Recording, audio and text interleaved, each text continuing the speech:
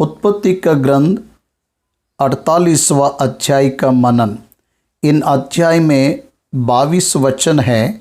इस अध्याय की मुख्य जानकारी यह है कि याकूब बूढ़ा हो गया, मरने के दिन समीप है। उसके बीमार रहने का समाचार मिला तो यूसुफ मनश्शे और एफ्राइम नामक अपने दोनों पुत्रों को संग लेकर उसके पास गया और किसी ने याकूब को बता दिया कि तेरा पुत्र यूसुफ तेरे पास आ रहा है। तब इस्राएल अपने को संभाल कर काट पर बैठ गया। यूसुफ ने दोनों बच्चों को आशीष देने के लिए कहा। याकूब ने त्रिखली छोटे के ऊपर 2.5 हाथ और बड़ा के ऊपर 2.5 हाथ रखा। यूसुफ उसे सही करना चाहा। याकूब ने कहा, मैंने ये जानकर ही हाथ रखा, उसका छोटा भाई इससे अधिक महान हो जाएगा। इसलिए गोत्रों के कर्ता के नाम में एफ्राइम का नाम पहले रहता है। मनश्शे बड़ा है, फिर भी उसका नाम आखिर में रहता है। बाद में याकूब ने यूसुफ से कहा, यह दोनों भी मेरे संतान कहलाएंगे। 2 गोत्र उन्हें दे रहा हूँ, पहले ही बता दिया। उस तरह से ये लोग आशीष को कारण होंगे। इस सच्चाई को उन्हें बताया। उसके बाद और मैं तुझको तेरे भाइयों से अधिक भूमि का एक भाग देता हूँ, जिसको मैंने एमोरियों के हाथ से अपनी तलवार और धनुष के बल से ले लिया। याकूब ने कहा, एक भाग अधिक देना ही ज्येष्ठता है, ज्येष्ठता ही वह है। 10 पुत्र रहने से पिता 11 भागों को करते हैं, ज्येष्ठ को 2 भाग देते हैं। इसलिए उस तरह से यूसुफ ज्येष्ठ के स्थान पर ऊंचा उठाया गया। यह इसमें दी गई जानकारी है। पहले वचन से पढ़ूंगा। इन बातों के पश्चात याकूब बूढ़ा होने के बाद याकूब गोशेन में अपनी संतान के साथ निवास प्रारंभ करने के बाद सभी मिस्री कष्टों को सहते समय समस्त आशीषों को ये लोग पाने के बाद याकूब के अंत के दिनों में याकूब को मौत आने के समय में यूसुफ को समाचार मिला, सुन, तेरा पिता बीमार है।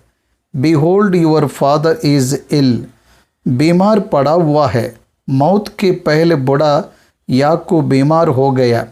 परमेश्वर कितना भी बड़ा भक्त क्यों ना हो, उसे बीमारी देता है। बीमार के मार्ग में भक्त लोग उनके अंतिम समय को बिताते, ये सच्चाई है। अभी भी विश्व के भक्त अनेक उनके मरने के समय में बीमार से मरते हुए दिखते हैं। आजकल विशेष रूप से आध्यात्मिक रूप से चंगाई ना रहने के कारण भौतिक रूप से चंगाई नहीं रही, ऐसी बता रहे हैं। ये गलत प्रचार है। इतना महान याकूब भी अंत के दिनों में बीमार पड़ा।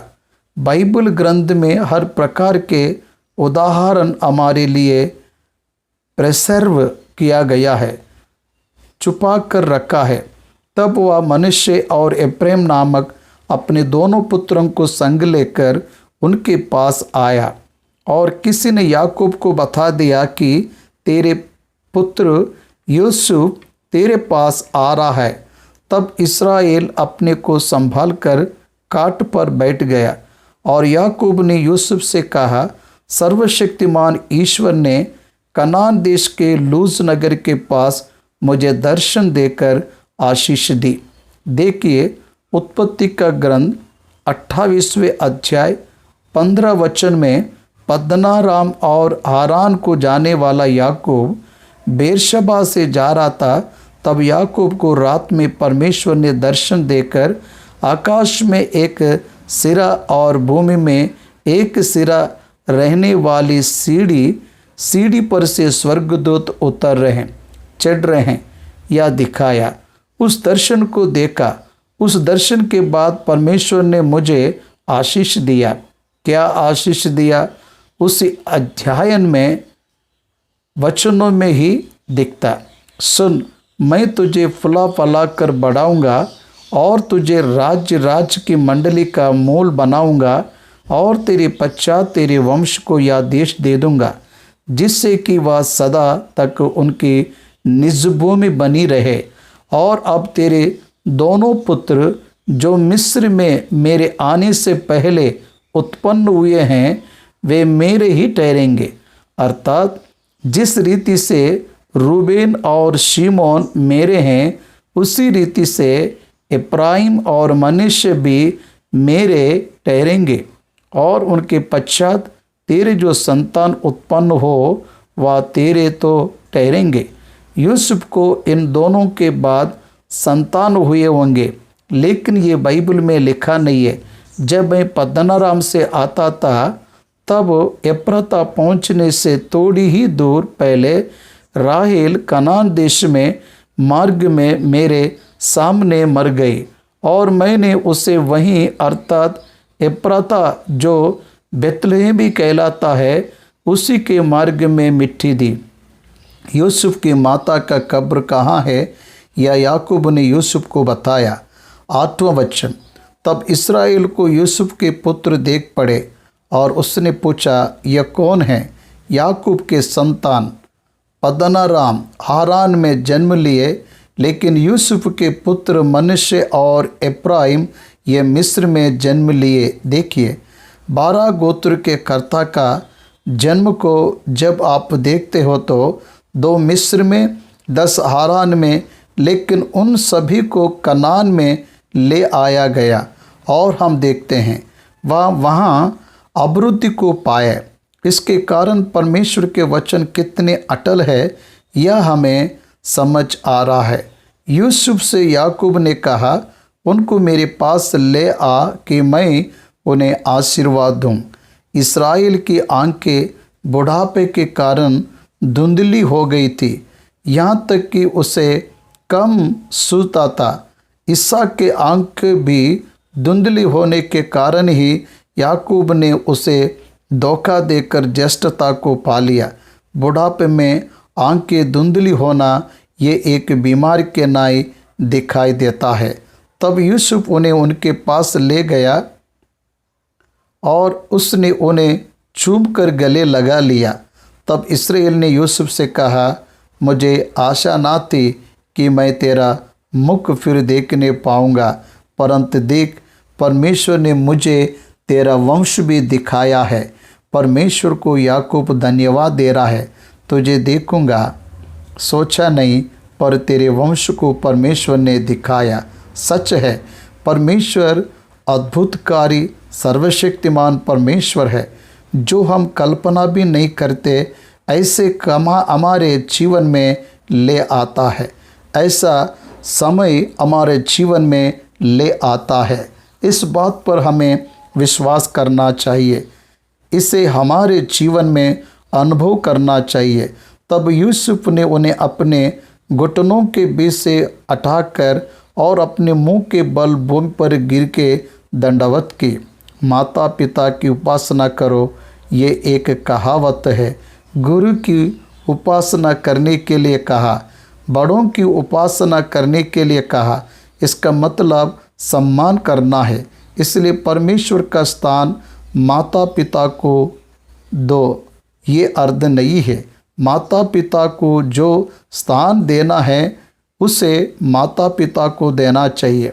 तब यूसुफ ने उन्हें अपने घुटनों के बीच से हटाकर और अपने मुंह के बल भूमि पर गिर के दंडवत की। भारत देश में भी ये कल्चर है। आर्यंस के बैकग्राउंड इस्राएल के कंट्री से आए हुए हैं। ऐसे भूमि पर दंडवत करने के द्वारा साबित होता है, ऐसा भारत के लोग मानते हैं। 13वां वचन, तब यूसुफ ने उन दोनों को लेकर अर्थात इब्राहिम को अपने दाहिने हाथ से कि वह इस्राएल को बाएं हाथ पढ़े, और मनुष्य को अपने बाएं हाथ से कि इस्राएल के दाहिने हाथ पढ़े, उन्हें उसके पास ले गया।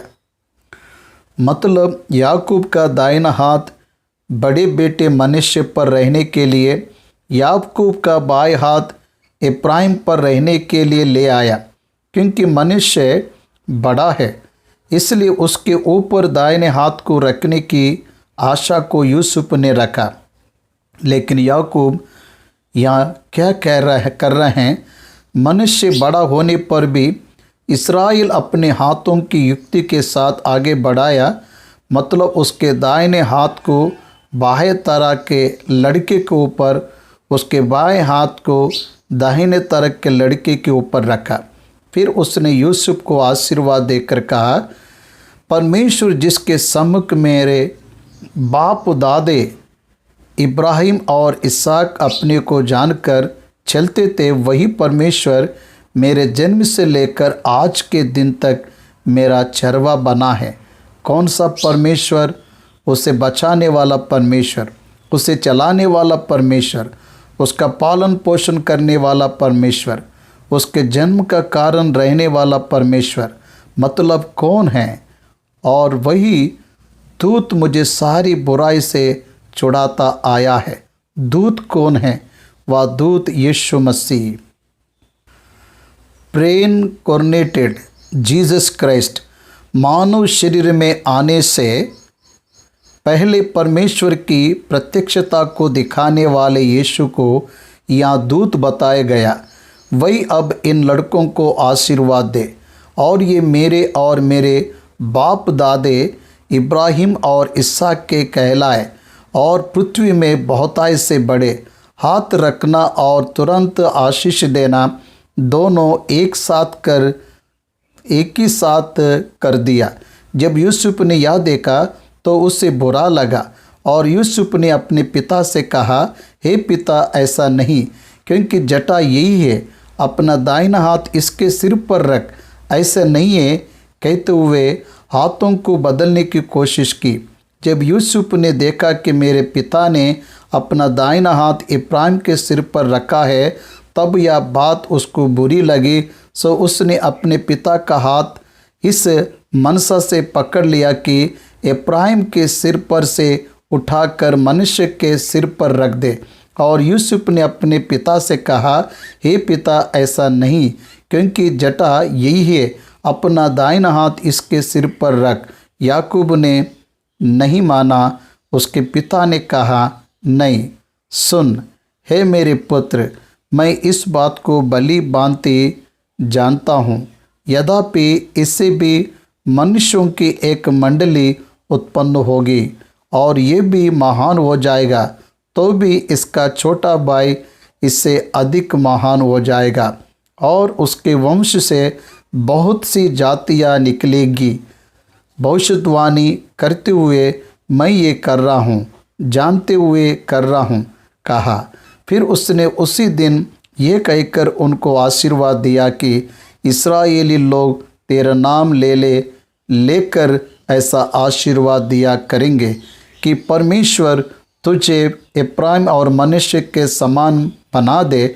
और उसने मनुष्य से पहले इब्राहिम का नाम लिया। तब इस्राएल ने यूसुफ से कहा, देख, मैं तो मरने पर हूँ, परंतु परमेश्वर तुम लोगों के संग रहेगा और तुमको तुम्हारे पितरों के देश में फिर पहुँचा देगा, और मैं तुझको तेरे भाइयों से अधिक भूमि का एक भाग देता हूँ, जिसको मैंने एमोरियों के हाथ से अपने तलवार और धनुष के बल से ले लिया है। यहाँ पर आपने ध्यान दिया तो यूसुफ के पुत्रों में से इब्राहिम को अत्यधिक भविष्य है, यह जानकर याकूब ने उस पर पहले हाथ रखा। इसलिए गोत्रों में से 11वां नाम इब्राहिम का था और 12वां मनुष्य का आता है। मनुष्य बड़ा है लेकिन उसे नीचे लाया गया, इब्राहिम छोटा है लेकिन उसे ऊपर लाया गया। उसका कारण क्या है? याकूब भविष्यवाणी के रूप में दी गई आशीष है।